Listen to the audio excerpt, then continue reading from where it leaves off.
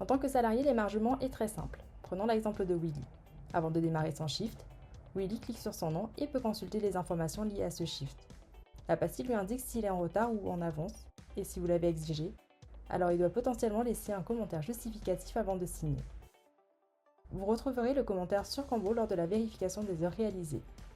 Pratique pour garder une trace des retards ou des arrivées en avance de vos salariés. Enfin, si vous avez activé l'option photo, une photo peut se déclencher dans 3, 2, 1. Ça y est, son shift démarre. C'est déjà l'heure de la pause. Pour l'indiquer, Willy peut cliquer à nouveau sur son nom puis sur prendre une pause.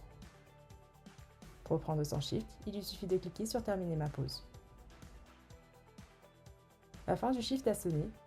Willy peut terminer sa journée en cliquant une dernière fois sur son nom et sur terminer mon shift. Si vous optez pour la déclaration des pauses et des repas à la fin du shift, alors il suffira à Willy de renseigner son temps de pause et son indemnité repas avant de partir. Pour l'émargement de shift non planifié, c'est tout aussi simple. Imaginons, Félix reçoit un appel de son manager, Sophie est malade et ne peut pas assurer son shift de 10h à 15h. Même s'il n'est pas prévu sur Cambo aujourd'hui, Félix vient en renfort. Il lui suffit alors de cliquer sur son nom dans la partie shift non planifié.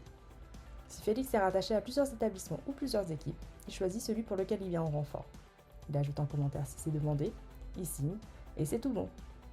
Une fois son shift terminé, Félix l'indique sur la pointeuse et il s'intègre automatiquement au planning.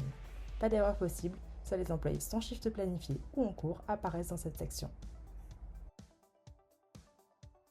Vos équipes sont mobiles? Aucun souci. Permettez à vos employés d'émarger depuis l'application. Votre salarié se connecte à son application mobile Cambo. Son prochain shift apparaîtra alors en haut de l'écran.